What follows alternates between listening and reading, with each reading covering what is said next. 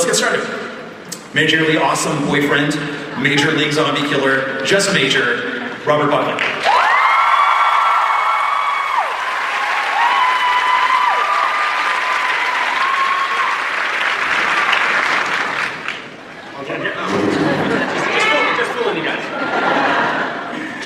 Coroner extraordinaire, Vertigo aficionado, the best damn were-terrier in Warlock Forest, Rahul Kohli.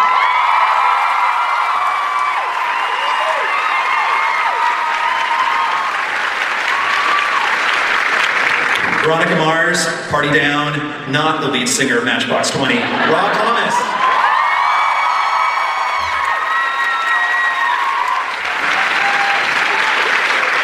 Your brain-eating, crime-solving hero, Rose McIver.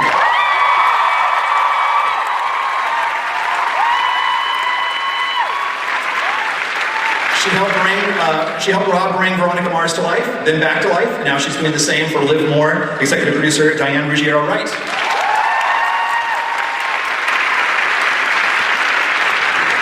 Seattle's most successful homicide detective, especially when he's getting help from a certain so-called psychic, Malcolm Goodwin.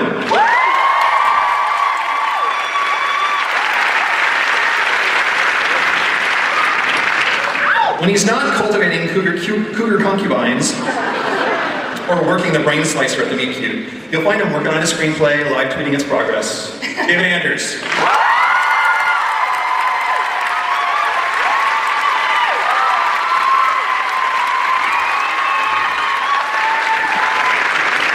Finally, a surprise, a spoiler alert, an answer to a burning question about season 2. Yes, Peyton will be back. Please welcome.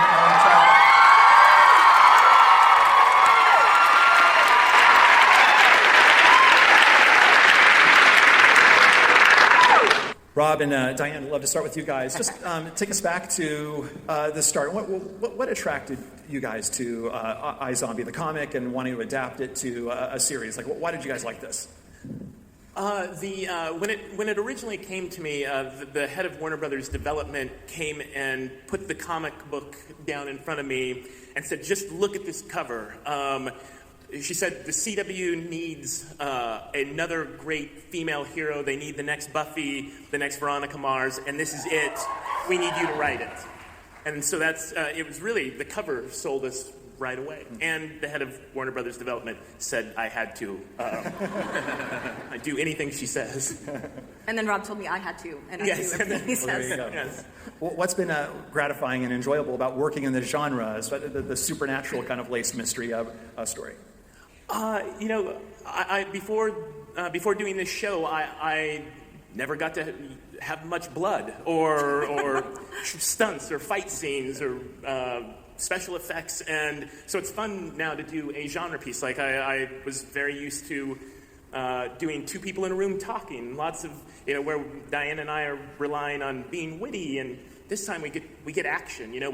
We get to have Liv riding around on the top of the car and throwing the windshield off and stuff that we had really never done before. Usually they just verbally kick ass, and now she gets to verbally kick ass and literally kick ass. So. Rose, this is a really challenging part. You not only have to play Liv, you have to play the personality that she eats or has acquires via eating a brain and all sorts of things. Can you talk a little bit about what's been exciting and fun about playing these different personalities, and do you have a favorite? Absolutely. I'm a big fan of just going into things pretty blind.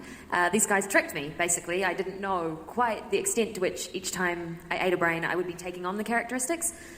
So initially, I had a lot of time to prepare for one episode, the pilot. I was able to at least dedicate a few days to learning Romanian and, trying all these things. And suddenly I realized that was going to be happening often, and weekly I would have to acquire these new skills. So I've just actually been told a couple of the first brains that I have for this upcoming season. And so I'm getting my guitar back out, and I've got a few things I sing, so I've got a few things that they've warned me of. But each week, it's like a blessing and a curse, because I just hope that they're all within my wheelhouse.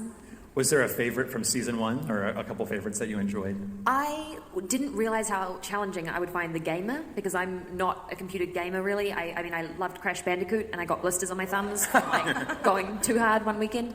But I didn't know enough about it, and going into it, luckily I had some of the best coaches in the business sitting right here. These guys all laughed at me and pulled me aside and got me up to scratch. But that was a good challenge for me, actually, the first season. When you get into full-on zombie mode or rage mode, like where do you go in your head? You don't want to know. No, I think about the number of hours that I have ahead of me for the week, and I just pour all of that angst and exhaustion in there. No, weirdly, that comes too naturally. I don't know. I don't want to look too deep into that part of myself. She is very, very method, and people might not realize this. We do not even have to visual effects her eyes. They actually go red. It's a thing. And everybody always says, what are those brains that you're eating? You know, and I say gelatin. But yeah, there's different techniques that help. We just have one of the PAs sneak up and whisper in her ear, Rose, we're out of Diet Coke. And I am done. Full-blown zombie mode. Rob and Diane, when we last left Liv, she was being rather stingy with her zombiness and denying it from her brother. And in general, it seems like everybody hates Liv right now. What can you say and tease about the beginning of season 2 as we find her? Well, everyone does hate Liv right now. Everyone loves Raymond, and everyone hates Liv. I mean, she, as we start season 2, Major is still not quite over the fact that Liv did not let him in on her zombie secret. Of course, Peyton is still on her walkabout around Europe as we start season 2. And for reasons that you all probably have seen, she's a bit on the outs with any surviving family members that she has. I just feel bad for her. I know. Like, when you say it, I'm just like, how are they not understanding? It's going to be a depressing art film next year. It's really... Ready for a real tone shift. David, where does Blaine go? Where do you go when Blaine gets full-on zombie mode? Where do I go as an actor? Yeah. Oh, man. I go to a Rage Against the Machine song, Killing in the Name of? I don't know. That's where I go. I just came up with that just now. I don't know. I just say the words. You played a lot of great bad guys over the years. Where does Blaine kind of rank in your own kind of rogues gallery, and what have you enjoyed playing about him the most? Yeah. I thank you for saying that. That's very sweet. Blaine is, I've said this before, Blaine is as close to me as any of these bad guys. That's a weird thing. I don't know, the way he walks, he's unnecessarily cocky. I really, it's up there, I'll tell you. It's up there, and he's new yet, and I hope I continue to be allowed to be him. Guys, don't kill me. Play your cards right. He's been kind of de-zombified last time we saw him. Does that interest you to play him now, or does it kind of bum you out a little bit? Yeah. No, I think, we're humanizing Blaine, quite literally. And I think as an actor, your dream is to diversify your portfolio, if you will. And so when you can diversify within the same series, let alone, within 14 episodes, that's kind of a dream. That's a victory. So I'm looking forward to starting season 2 and showing you some different hues of Blaine de Beers. I'm looking forward to Blaine being mortal. What's that? I'm looking forward to you being mortal. Yeah. Rob and Diane, can you say anything about Blaine season 2? Can you tease him a little bit? Well, or is it too much of a secret right now? It's so funny. We do these panels, and they ask me questions, and I'm like, I can't say anything. And they're like, well, Rob told us, and then you told us everything. I'm like, oh, okay. So you go. Sure. I mean, it's no surprise. Like, this is not a spoiler. I mean, we say it in the season 1 finale. Von Du Clark, the head of Max Rager, says to his right-hand scientist, you go work on Supermax. I am going to rid Seattle of its zombie problem. So that's going to be a big storyline in season 2. Suddenly, the zombies who've been on the offensive in season 1 are going to be a bit on the defensive. And it will make strange bedfellows out of Blaine and Liv, who are both concerned about the dwindling zombies in Seattle. And also because we just loved seeing them in scenes together. Yeah, it was. I mean, They're awesome. that was the problem in season 1. We loved them playing in scenes together, but Liv was in search of Blaine. It was tough to put them in scenes together. I definitely have a few more questions for the cast, but I want to hear a lot from you guys. So I don't know where the microphones are to line up, but I just definitely want to give warning to that. It's right there. Oh, wow. Yay! Robert, Major became a major part of the zombie mystery, and it changed quite a bit over the course of the season. What did you enjoy most about that transformation? Well, I think it's really where he's going in season 2. So I think it's safe to say in season 1, Major, he really it was pretty smooth sailing. I mean, not much went wrong in Major's life. So I think it's about time that we shake things up and we kind of we test his mettle, test his grit, and see what kind of guy he actually what he's really made of. You know what I mean? When push comes to shove. It seemed like every time Major played the hero, he just basically got the crap beat out of him in all sorts of ways. Yeah, which I kind of identified with greatly, because I sort of feel like I have these daily dreams of doing heroic acts.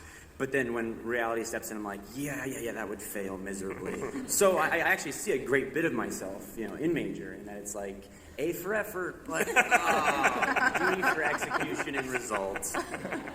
Well, B+ for execution and completely blowing apart the meet cute, though. Was that kind of satisfying? Spoilers. Oh.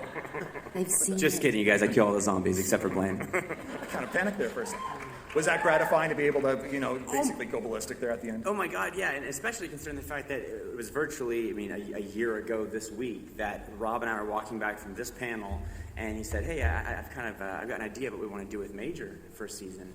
And as soon as he kind of pitched me this, the Travis Bickle arc and sort of losing it and having the crap kicked out of him and then getting some comeuppance, I was sold. So I was ready to go, from that moment on. Unfortunately, it was about 6 months of having the absolute crap kicked out of me before. But good things come to those who wait. In this case, good things are several zombie massacres.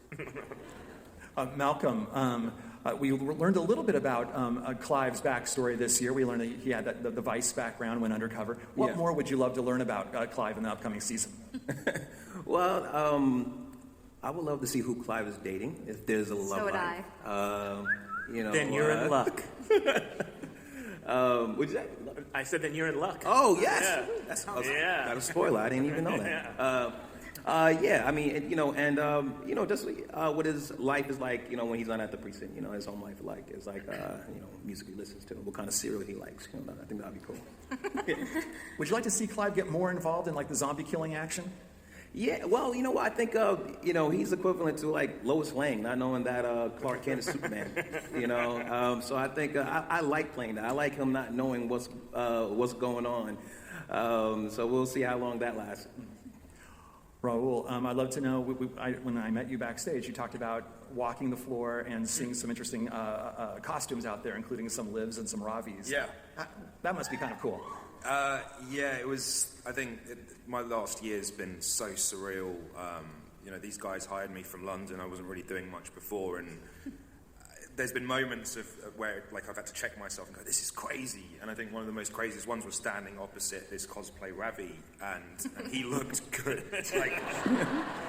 I didn't mean dashing. I'm not complimenting myself. I mean his look was accurate, and it was. And that look was good. And that was one of the most surrealist experiences. I never thought I'd be a cosplay character. I think we also start to get a little bit insecure when we see how good some of the cosplay is out there and realize how replaceable we actually are. I keep thinking, I start to throw my weight around and ask for this and ask for that, and then I see some of these very convincing Livs, and I'm like, okay, happy to watch it. Rahul, there was a popular fan theory for the first part of the season, at least, that perhaps Ravi had a monstrous side to himself. Maybe a zombie, maybe a little werewolf. Did you ever have a theory ever wonder if maybe he had something like that, a secret? I guess that the cynic in me. I mean, he's such a lovely ball of sunshine. And I treat that with the utmost suspicion. If anyone's that sweet, I'm like, they've got some stuff, they've got some demons. I don't think he does. He might just be, there was the weird terrier thing for a while. I saw a lot of people, I think it's because I'm nearly there. I'm just, all I need is hair here, and I think I've done it. But, I did think the weird terrier might happen. But, we'll see. Rob and Diane, is there any chance that we might see the show kind of move into other sort of monster genres beyond zombies, or do you want to just stick in the zombie genre? I think that we were planning on sticking to zombies, just because. I mean, we both love the comic, and I think that the comic was great as the comic. I don't think we could translate it into TV and do it justice. I think we had to kind of put this spin on the ball to do it right for television. Chris and Michael are here, by the way, which is so super cool. Where are Chris they? Roberson, Michael Allred, where are you? You guys? Thank you guys so much. They're here somewhere. Oh, there they are. They've been incredibly cool and supportive, and if they didn't like the show, I think I would be like in a ball crying somewhere. So I'm so happy that they like it. Allie, so you're back. I'm back. Yeah. We couldn't just leave Peyton hanging and never know what happens to her. That would be weird. You know? I mean, I had to come back. And this is a great cast, and I have so much fun on the show, so how can I not come back? What have you enjoyed most about Peyton, and what would you like to learn more about Peyton in season 2? I think my favorite part about Peyton is that she's super loyal. It's not hard to play really loyal to Rose because we've known each other and we're actually friends in real life, which is really nice. But I think that there's something really admirable about the fact that she sticks by her friend and she wants the best for her, truly. And even though they have their differences, and even though Liv has kind of shifted in her style and in her taste in men and everything, she still knows her as the Liv that she has been friends with ever since she was young. I think I would like to learn more about just Peyton as a person and her personal life outside of being a roommate of Liv's, and kind of seeing where the relationship with Ravi goes. Because I know some fans really liked it. So, what were we were doing a hashtag of what was it, Pavi or Rob? What was it? We haven't decided. It's like Pavi or Rayton or something. What are we making? Pavi or Rayton? Pavi or Rayton, guys. Which one? Pavi. There you go. Done. Pavi. It's been officialized. Are we? It's no Roger. Roger's pretty good. I think ravioli is. Ravioli's a really good ship name. Ravioli's a good one. We don't have one yet, do we? No, but you have babahos or something. Yeah, I don't know how I feel about that. Yeah, it was a Twitter conversation about when is Malcolm going to realize that it was Babaho, but Heaux, and it's genius. I was like, I'm not going to comment on that conversation. I'm good. Babahos. That's amazing. Are we ever going to see Ravi and Peyton take that Vertigo date to San Francisco? Oh. Whoa. I think we should. I think we should shoot it in San Francisco and all the actual Vertigo places. And no, I don't know. That's up to the boss. I want to wear a suit again. I really like that suit. The suit we need to see. The suit. How good was the suit? That made me so delighted to see you in that suit. Sorry, am I perving at Comic-Con over a cast member? But it was so just vintage and awesome and delightful. I'd love to get to the fan questions if we can do that. Let's start. There we are. Sorry, you've been waiting back there for a little bit. That's fine. Okay. You look great. You look awesome. Great. Looking Thank good. you. Yeah, totally killing it. My name is Mackenzie. I'm a huge fan of the show. And my question is for Liv, Ravi, and Blaine. If you could eat anybody's brains and get into their life, fictional or real, who would it be and why? Wow. That's a good one to start out. I want to eat Ednan's brain from Serial and know the truth. Oh, wow. Good. That's what I want. That's good. Yeah. Okay. Yeah. Thank you. Ednan from Serial? From Serial, the Serial oh, podcast? man, I didn't listen to Serial. I'll tell you, I feel crummy about it. I'd eat the brain of Bieber. And my stock answer is because I'd like to see what that's about, and he'd be dead. But I don't wish Justin Bieber ill. Oh my God. I think his songs are toe tapping. Rahul? See, mine's going to be boring, so I'm going to be studious and say I would eat Daniel Day-Lewis's brain because I really want to know what his method is. There's so much conjecture about he ran into a forest for 6 days just for Last Mohican, so and I want to be better at my job, so I'm going to murder Daniel Day-Lewis, eat his brain, and then come back for season 2. All right. Thank you. Thank you, Mackenzie. Keep the Liz with a real Slim Shady. Oh, lovely. Awesome. With props. I have to say, our executive producer, Danielle Stockdyke, who's here, would be very excited about the last Liv wearing burgundy, because there was a lot of discussion about the hoodie colors. So having the different reds, you guys nailed it very well. Very good. Thank you. Hi, my name is Caitlin, not Liv, sorry. I'm directing my question to David, Malcolm, and Robert Buckley. In the show, Rose has to do an American accent, so I want to hear you guys do your best New Zealand accent. I am so glad I wasn't asked to do that question. Do it. Off you go, boys. That is awesome. I'm ready to be offended. They're all going to come out sounding like Flight of the Conchords. Oh, I do Rose back to Rose all the time, and she says I'm rubbish. So, I've most of my career I've played English people, so I'm so rooted in the English speak. I can't wrap my mind, my mouth around the diphthongs of the Kiwi brogue. Very rock and roll. Oh, Rose, I am about That's Flight of the Conchords. That's all I got. I am about to butcher your accent right now. Rose calls me Mackie G, and that's her nickname for me. So I thought your mum called you that. Turns out I made it up. You're the only person. The only person on the planet who calls me Mackie G, and I love it. So this is Rose. We drink a lot of coffee, and this is her inviting me to have a cup of coffee. Hey, Mackie G, let's have some coffee. There you go. Hey. Felt good about that. He even made it rhyme. That's a tough act to follow. I'm gonna go with Reese Darby's stepping and dog poop. So it would go something like, oh bugger. Thank you.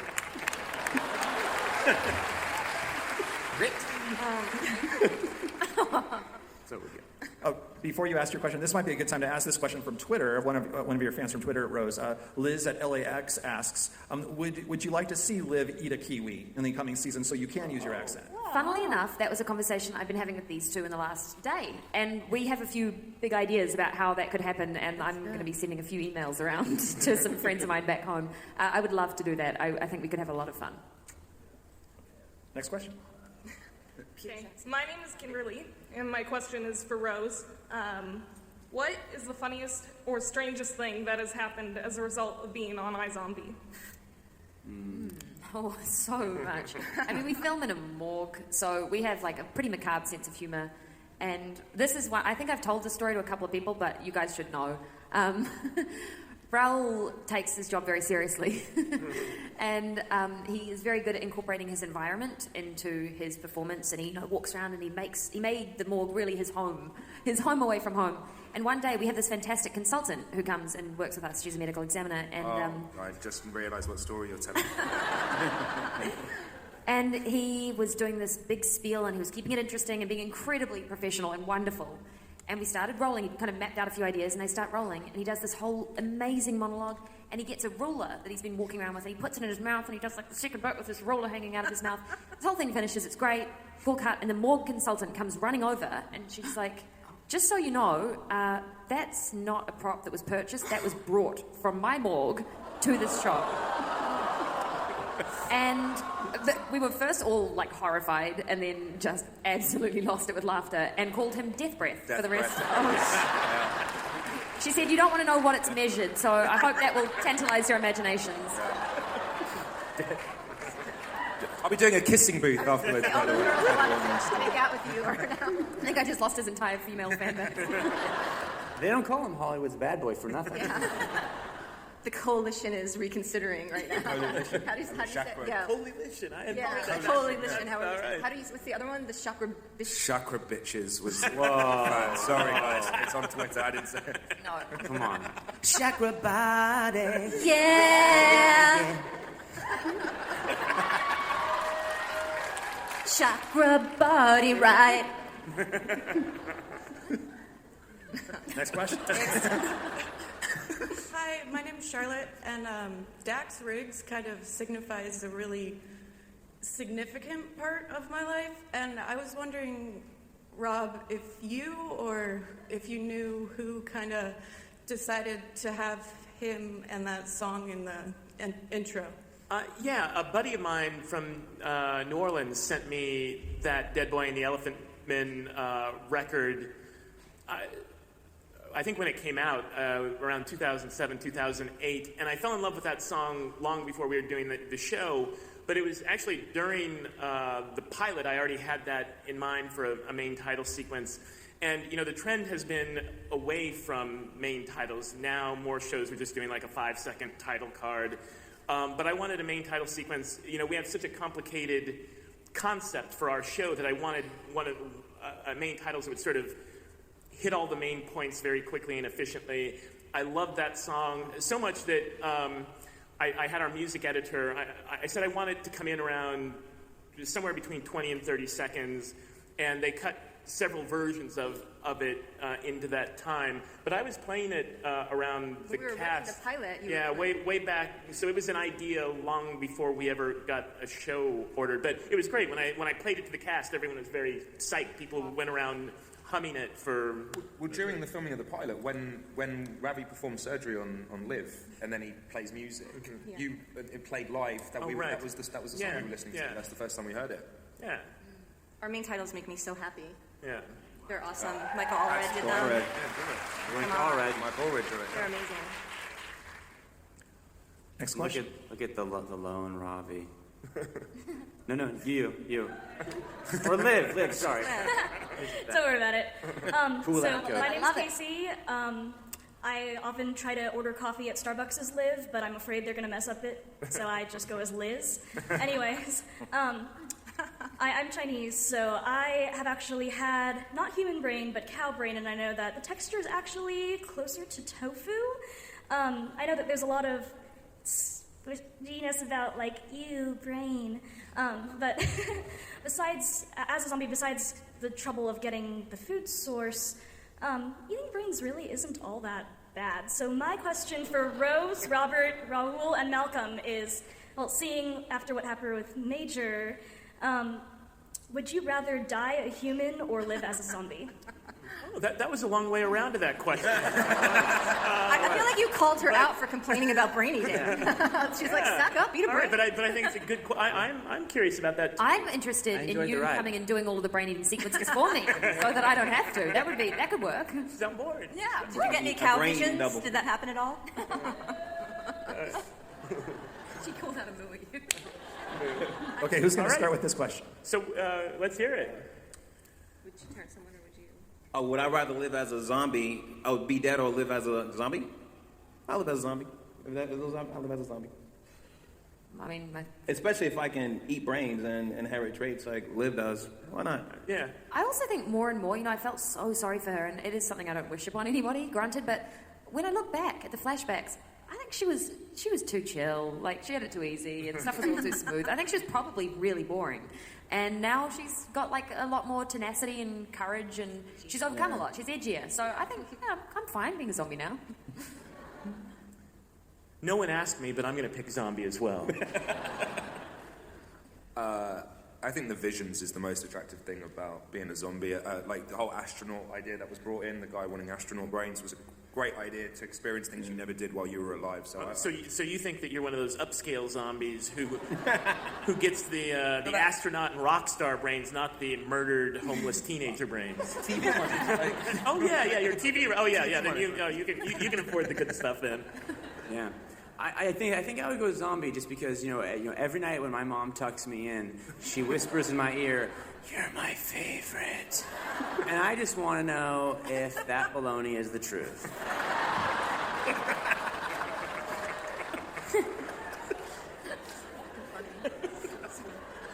Allie?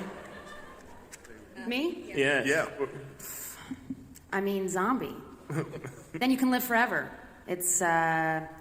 I think it's a pretty no-brainer answer. Pun intended. Guys, come on, right? What about you? I choose death. I'm just so tired. Yeah. I choose death because I don't want to live in a world without David Anders. no room. A reminder to everyone up here, you do remember that once you are a zombie, you transmit that sexually, so you got some dire... Thanks for the PSA. You guys all have to sleep together if you guys are going down this road. Oh, if that's the case, then we are all full-blown zombies. We can at least speak for this bunch. Big time. Silence. All right, how about next question? My name's Sophia, and now that Major and Peyton know that Liv's a zombie, when they figure out that Ravi has also known the whole time, basically, that Liv's a zombie, how will they feel? Because they've also they've made relationships with Ravi, and how they feel knowing that he's been lying to him the whole time. Well, I think there's sort of a stipulation in there, which is that we're assuming that we're going to find out that Ravi was in the middle of that awkward sandwich. So I don't know if that's going to be the case. Rob would be better suited to answer that. Well, when we've talked about it in the writer's room, we felt like it's like the equivalent secret, like Ravi's the doctor who knows that Liv has HIV, and would it be appropriate for Ravi to tell other people about this condition? So I think that the others, when they understand that, might be able to come to grips that it wasn't Ravi's secret to tell, that he should be bound as her zombie doctor of sorts. I think if anything, we would be more upset with Liv not telling us, trusting us that we would be safe with that information. Not necessarily, don't you kind of think?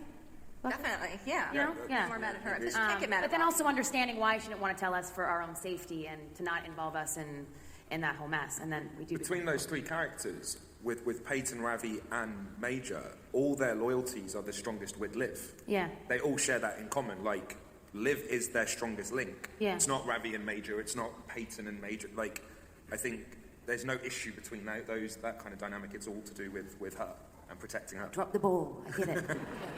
It's not your fault. Then again, after the fight in the kitchen that Peyton witnesses, I don't think... the cat's pretty far out of the bag by that point. Am I? No, even further out of the bag when Liv says it expressly to her. Oh, okay. Yes. Right. Sometimes. Buckley actually just fast forwards to his scenes when he watches the show. It's weird. Yes. By the way, and fast forward, your guys' work looks wonderful. Okay, next question. Hi. I wanted to ask Rob, who would you say is the biggest prankster on the set? You're asking me? Anybody, really. Any Rob. Hot Rob or regular Rob? Yeah. Oh, wait, that's not, no. You don't know. You don't know. No, That boo. is not- Yes, boo. You're correct in booing. That is not. This is hot. This is Hot Rob. Rob Thomas is Hot Rob. Regular Rob is Buckley. Oh, I'm sure they would have known that. There are some people with vision issues in the audience. Just that wanted that might to be not. clear. Every day, you guys. Those every names day. were given out by Rob Thomas, so you know. Yeah, and for what it's worth, Diane and I are most of the time in Los Angeles with the writing staff. They are all up in Vancouver shooting the show. This is only our second time to actually meet each other. Yes. It is. Yeah. That's I not- still keep calling him Ross. Right. Pranks. You know, Bucks, you got me a couple of times. We had this walk and talk one day, walking to the precinct, and you know, it's a Steadicam shot, and so we have to rattle off this dialogue pretty fast. And Rob kept holding on my hand for dear life, you know, right before we have to walk in, and I have to physically snatch it away, you know, in order to start the scene. And I mean, it took everything for us not to crack up during that scene and make it through, you know, and obviously not ruin the shot. In a lot of ways, just to be all, you know, in all fairness, you know, Malcolm is like my Chad Lowe. He's my rock. And I found that before that scene, to get really centered and feel good, I wanted to hold his hand. And, you know, typical selfish actor, he did not want me holding his hand because he's got a process. So yeah, he had to fight to get it back. But you know, Yeah. I think the work turned out all right. It worked out. Yeah, it worked out. Thanks for the motivation. When we're filming, I've got a nasty illness. I draw naughty pictures all the time. Like, if you give me a pen and paper, I'm going to draw something immature on it. And so you'll see Rose, and she'll have to, like, have to play two characters. I'm a cheerleader and I'm a stoner, and she's focused and she's doing that, and I'll sit there with a clipboard and be like, Rose, Rose, Rose. And it's just a man's thing. that's as much, and we've been doing that. That's 13 episodes. It's still going strong. Yeah. So look out, Downtown Abbey. We're coming for you. On April Fool's Day, it was a day after we aired, and I emailed the other executive producers of the show and told them that I had gotten a call from the network and they were horribly disappointed in our numbers, and that we should be expecting calls later in the day from them. And to be fair, Danielle Stockdyke and Dan Etheridge fell for it completely. They called me in a panic and a tizzy, fretting about it, and I let them stew in that for a while. But Diane Ruggiero was the keen one of them, and said, "That's got to be an April Fool's joke, right?" As it was. Is that an expletive April Fool's joke, Rob? Expletive? Yes, I believe that was. Are you expletiving kidding me? But it worked. It played. But, yeah, it's pretty good. We're all still recovering. Last but not least, in the finale episode, when Major finally, breaks free of his captivity and is able to sort of do his thing, they had originally drafted that was all going to be done entirely shirtless. Oh my God. So, and that lasted for about 5 days. So, as you can imagine, I was eating like half an almond a day, and for my cardio, I was just crying profusely into my pillow. Until we got to the TCAs, and they were like, oh, we were just messing with ya. And I was like, yeah, we was just fainting earlier, because I haven't eaten an almond and a half in the past 2 days. So we keep it light on set. We keep it light. We have a lot of fun. I'm just remembering your argument about why it didn't make sense that you would have your shirt off, and I'm like, it makes sense because that's what you have to do, Buckley. It's in the script. Yeah. It makes sense because that's why we pay you. Take off your damn shirt. In fact, ladies and gentlemen, why don't we see it right now? Season 2. Keep them wanting more. It is when each year before the season starts, the actors come in and eat lunch with the writing staff while they're still down in LA, and we have all while of we our, still eat lunch. We have on whiteboards around the room. We have all the beats of different episodes, like the first 6. And last year when he came in, we had hidden in each one of them we had in red dry erase marker some reason that Major would take off his shirt. Yeah. It existed. It was like Major puts on sunscreen slowly. Major, dries his body with itchy shower towel. Major does push-ups in writer's room without shirt. Yeah. Why is that necessary? That one was fun, though. But in our defense, I also was like, we did an episode with Peyton, and it was like, Peyton wears incredibly short shorts. I was like, we're going to get our money's worth there, too. We're no dummies. All right, you've been waiting very patiently. Hi, my name is Kyla, and my question is directed at Diane and Rob. So the comparison was made earlier of Liv almost being like this generation's new Buffy. So I was wondering if you two have played around with the idea of a Buffy Spike love affair going on with Liv and Blaine. Stop reading my diary. I keep getting stuck on this idea that Blaine has murdered dozens of teenage runaways. And I keep telling him no one cares. It's David Anders. I'm stuck on it. I think about that. If anyone could get away with killing homeless children, it's David Anders. I know, and it's true. Like, I watch Game of Thrones, and wait a minute, the guy who pushes the child out the window in season 1, we all like now. We're all okay with that guy. Yeah, he loses his hand, and you're like, oh. He's having a bad day. That's what season 2 is about. So Season 2 is all about humanizing the kid, and season 3 is all about stupping.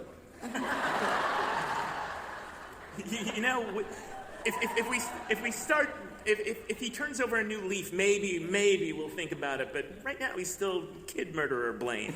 Yeah. And he killed Lowell. And he killed. You all love Lowell so much. David Johnny Cheekbones. Oh, Bradley James, sweet Bradley James. Sorry, what were they going to do? Kill me? No. Maybe. Hey, you know who didn't kill Cheekbones or any kids? Major. I'm just saying. Food for thought.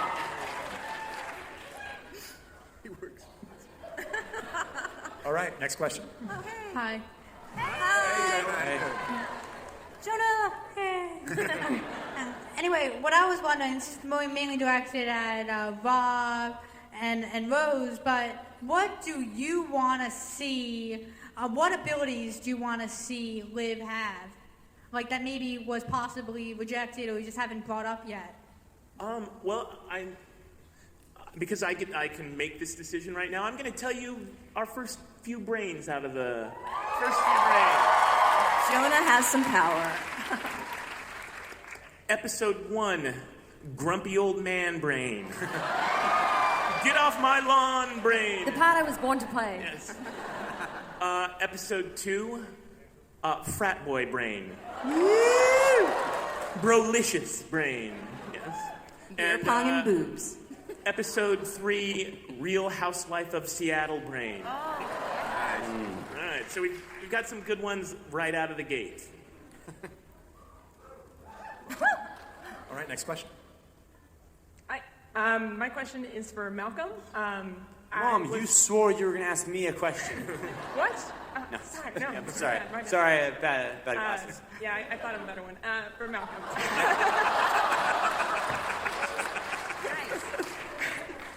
So Malcolm's kind of a serious beat cop detective guy, and yet when he was told that Liv was a psychic, he was like, "That's cool. You should be my partner." Basically. What do you think? What part of his character do you think made that like where he would think that having a psychic partner was a good idea? And with that in mind, what do you speculate how he would respond to finding out that she's actually a zombie? Well, filming the pilot, Clive had a monologue about how his great aunt Debbie was a psychic, and she predicted the sex of 7 of his cousins. Perfect at 9. Like 9 of 10 or something. Like 9 of 10. So he believes in psychics because his great aunt Debbie was a psychic, and maybe that'll be on the deleted scenes on the DVD that comes out in September. Yeah, that might be on. That might be up there. So that's why he believes in it, because he has a family member who believes in it, who's a psychic, and I think that if he ever find out that Liv is a zombie. I always see Clive, he watches Night of the Living Dead, he probably watches Walking Dead, and he'll go, what? A zombie who can talk and think and what? I think he'll trip. I think he will bug out. I want that to be the whole episode, you just saying, what? Yeah. I think he would give it a Clive face for like a good 2 minutes. I do have to just add as well that last Comic-Con, we talked about the fact that his great aunt was a psychic in the show and had predicted sex, and somehow when an article was released, it went out saying that Malcolm's personal great aunt was a psychic who had predicted the sex of 9 I of have family 10. members calling me saying, why are you up there lying, saying your aunt is? I'm like, no. I said Clive great. They took it as, like I said, I got a great Aunt Debbie. People hit me on Facebook like, you don't have no great Aunt Debbie. Like, I know, it's Clive. It was a misprint. And here, this is to tell you a little bit about the evolution of a pilot script. Like when Diane and I wrote this, in the original 80-page draft of the script, Clive didn't believe in psychics, and we had to spend all these pages and scenes making him believe that she could possibly be psychic. And then we had to shrink the script and then at that point there was the scene in which he says, oh, well, my great aunt is a psychic, and so I kind of get it. And then, of course, by the time we get it down to 41 minutes, there's no reference. No, then it's like, I'm a psychic. Cool. Okay, cool. Yeah. We'll roll with it. Yeah. So that scene, the scene about his great aunt, we did shoot for the pilot, and it did not fit into the show. Maybe you will see it on the DVD extras. Yes. Unfortunately, this is going to be our last question. All right. Maybe we should have a shirt-off contest. I forfeit. Superman wins. Season 2. My question is for the cast. If you could shoot anywhere else other than the base of Seattle, where would it be and why? We shoot in Canada, Seattle. Well, we shoot in Vancouver. We shoot Vancouver for Seattle, and where would you go? I want to think shoot you guys in should London. say San Diego. I would want to shoot in London. I get homesick. If we could move the whole production and everyone's families so that I can be near my mum and dad, that'd be awesome. Thanks very much. That'd be nice. Gosh, I mean, Vancouver is a pretty amazing city. Yeah, you guys repping Vancouver out here? Okay. So I don't know. What else would be a good double as Seattle? Yeah. Portland, Oregon. Aiden Anders from there. New Zealand. New Jersey. New Jersey. Eugene, Oregon. San Francisco's a pretty dope city. I would be into San Francisco. That'd be awesome. Yeah. We almost wrote the pilot. We almost said it in Austin for Rob. Oh yeah. We could just never do location stuff and just shoot in Hawaii and just do the whole thing. In a studio in Hawaii. Studio, done. I was on vacation in Hawaii, and I thought, why the heck didn't we do that? Why didn't we have Hawaii? Like, it could have been so easy. They did it, Hawaii 5-0. Oh, but there's no zombies. Oh, that's the crossover waiting to happen. Oh. Let's pitch it. I'm gonna go with 3rd Street Promenade, just because I think sidewalk theater is underrepresented and is a powerful medium, and we'd all be local hires. Buckley lives to busk. Guys, great questions. We are out of time. Thank you so much for coming. Cast, creators, iZombie. Big round of applause for them.